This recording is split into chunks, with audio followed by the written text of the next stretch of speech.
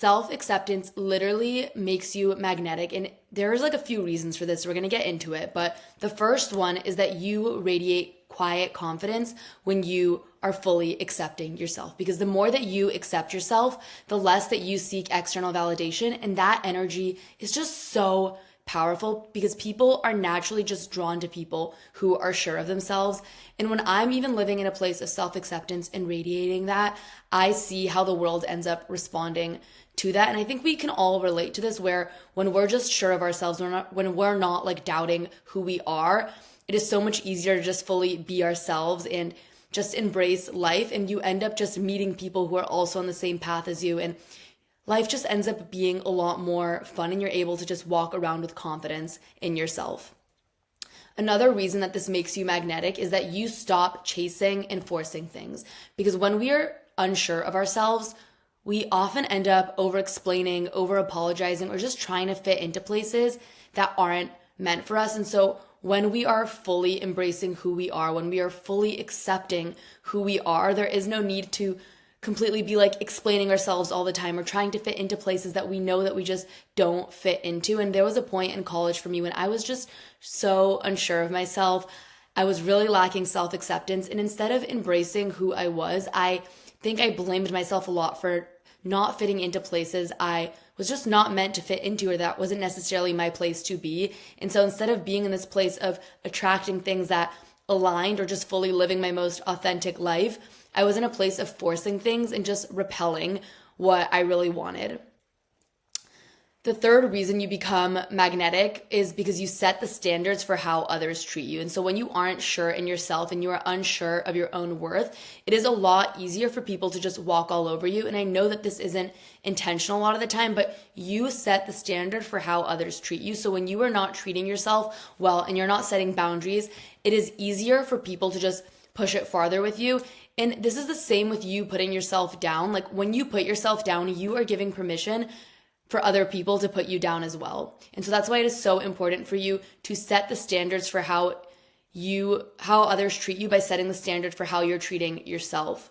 And the last reason is that you just trust yourself and your decisions. And when you accept yourself, you trust your intuition and choices without overthinking. And I think we all know how good that feels, because here you realize that no one knows better than you know, which like no one knows what's best for you except you. And so when you are not trusting your decisions and you're listening to other people and putting their opinions above of you, you are not living your most authentic life. You are not fully accepting yourself. And you're basically telling other people that they know what's best for you over what you knowing what's best for you. And in reality, no one knows you as well as you know yourself. So my indecisive friends, I get that it is so hard to trust ourselves sometimes, but it's so important for you to just like lean into those decisions that you make on your own and like be like, okay, what is the decision that feels the best for me? What do I enjoy the most? What do I like the most? What makes me feel good? And realizing that the only person that knows what's best for you is you. And I think there are so many reasons that we struggle with self-acceptance, and I want to just help you be able to shift your mindset about all of them so that you can just fully accept yourself, because you truly, truly do deserve to just live a life of full acceptance and just accepting who you are as a whole. And I think a really big reason that I fall into a lot too of just not accepting ourselves fully is that there's this belief that we need to be fixing ourselves. And I lived in this place for so much of my life. Like I felt like I constantly needed to fix myself so that I could be worthy of the things that I wanted, the love that I wanted, the friendships that I wanted, the career I wanted.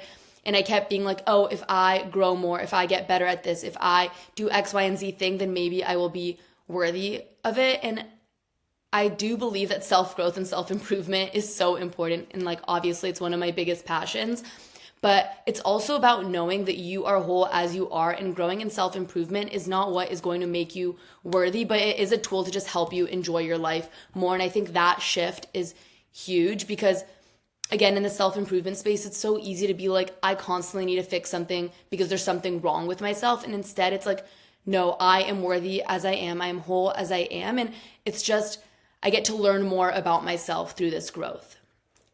Another big reason that it is hard for us to accept ourselves fully is this pressure to be perfect. And this is so hard to do because I know it's easy to want to change ourselves and wish that things were different, but you were made exactly as you were meant to be made.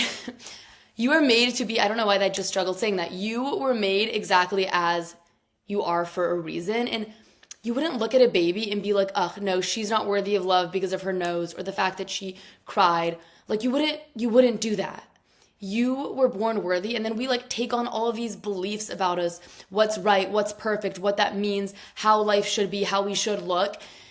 And as a result, we tell ourselves that we're not worthy of the things that we want. We tell ourselves that I can't accept myself because I am not perfect. But all of our imperfections actually make us unique, and it builds character, and it makes us exactly who we are. And your flaws and your struggles don't make you less worthy. They just make you human. And you are human. You're not meant to be like this perfect person all the time. Like you are meant to have flaws. You're meant to have struggles. You're meant to grow. You're meant to go through those things. And all of those things make you exactly who you are meant to be. And it is so important to just embrace that with open arms and be like, you know what? I was made exactly as I was meant to. And even the mistakes that I make and even the things that I don't really love about myself, like all of that deserve to be loved too.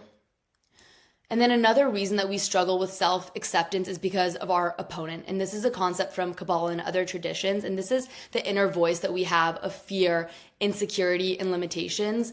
And I think this is a big reason we struggle with self-acceptance, because it is the voice in our head that says, you're not good enough. You need to change to be loved. Like, you need to change to be loved. Who do you think you are? Why did you say that thing? And like all of those negative voices that come into our head, like it's realizing that this isn't you, but this is just that voice of fear that is in your head. And self-acceptance is recognizing that those thoughts are not the truth, and it is just the negative voice in your head that you need to overcome.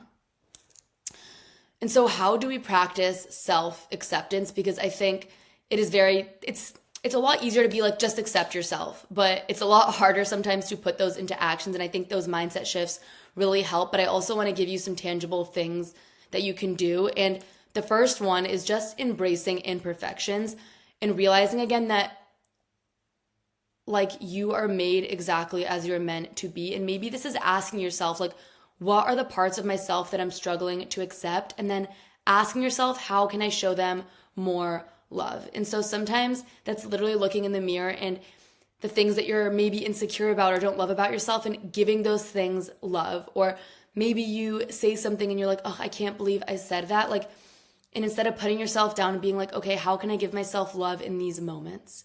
And I know that this can be a very difficult practice, but again, realizing that those imperfections are who you are for a reason, and they're what sets you apart.